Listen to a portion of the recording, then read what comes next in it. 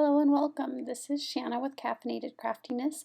I am here today with a video featuring Trinity Stamps' new Warm and Cozy holiday release.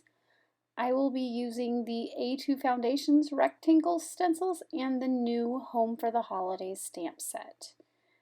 To start, I'm going to take the largest A2 rectangle stencil and tape my cardstock to the back of it. This is going to allow me to position my stamp and have the stencil in place to ink blend a little later. I like using these to help line up because they have the markings on them etched in so I can center all of the things I'm wanting to place on my card. So I'll add in my stamp here. It's a really cute hand scripted stamp that reads, "Oh, there's no place like home for the holidays," and it has a cute little rooftop that you can choose to add over the top of it. I am going to go ahead and place the whole piece into my MISTI, stencil and all, and secure it in with the magnet so I can stamp it with some embossing ink.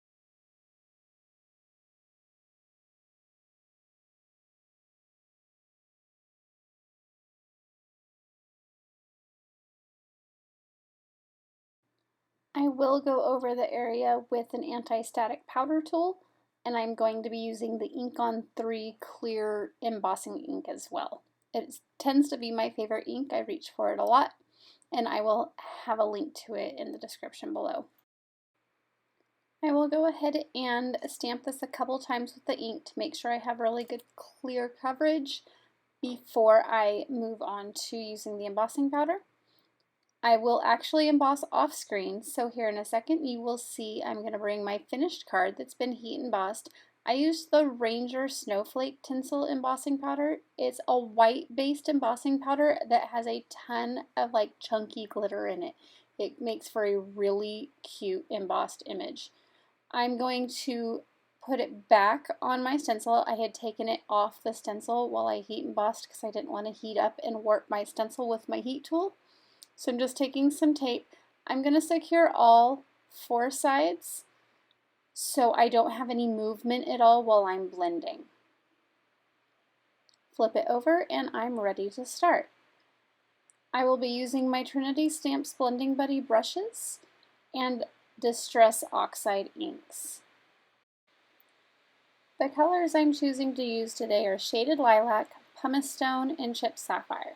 Not my traditional ink blends, but I do like how the Pumice Stone kind of divides up the 2 colors and creates a nice muted background. So I'm going to start with my Blending Buddy and using the Shaded Lilac coming up from the bottom and working in about thirds of the cards. When you ink blend over embossing powder that's been heat set, the embossing powder resists the ink, so I don't have to worry about ruining what I heat embossed with my image. I'm going to move on to Pumice Stone second and do the middle third of the card. Pumice Stone has a nice warm gray tone that I've really enjoyed ink blending into almost any color I've matched it with. Lastly, the top third of my card will be Chipped Sapphire, one of my favorite blues to reach for. It's a nice, almost muted navy is a good description for it, and coming over, it's going to blend into that Pumice Stone as well. I do find with Chipped Sapphire, I have to work a little heavy-handed to get solid coverage, but when I do get that coverage, I like it a lot. I'm coming back in with Pumice Stone just to blend out my lines. So I'm going to come up into that Chipped Sapphire a lot more and you'll see that blending line kind of disappear. I'm going to do the same thing coming back down into the Shaded Lilac and it creates that nice even blend. After the ink blending is all done, I'm going to go ahead and peel off that stencil.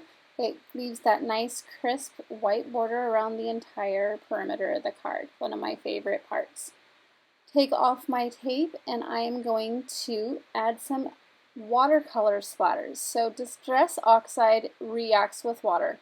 At this point I forgot to mention I'm buffing off the extra ink that was on top of the embossing powder so it brightens up that white again. Back to what I was saying. Distress oxides react with water, so when you add water, they're going to lighten. This is a pearlescent watercolor that's really silvery in tones, and I thought it would go well with my embossing powder. So I'm just going to take some of that and splatter it on my card.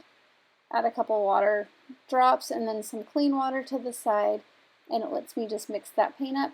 And I really am looking for like an opaque tone. So when you're using watercolor cakes, you want to let the water sit for a little bit, and you'll see the pigment start to release into the water. And the longer you let it sit, the more pigment you get in your water. Picking that up with my brush, I'm just going to tap it right on to my card. And for this card, that pretty much finishes it for me. I'm going to just mount it onto an A2 card base, and I am done. Clean and simple and super easy to do, and one of my favorite holiday phrases. Oh, there is definitely no place like home for the holidays. Thank you all for joining me. I hope you enjoyed my card video today. Be sure to hop along. This is a video hop for Trinity's new Warm and Cozy release. I will have links below to the next person in line. Thank you and have a great day.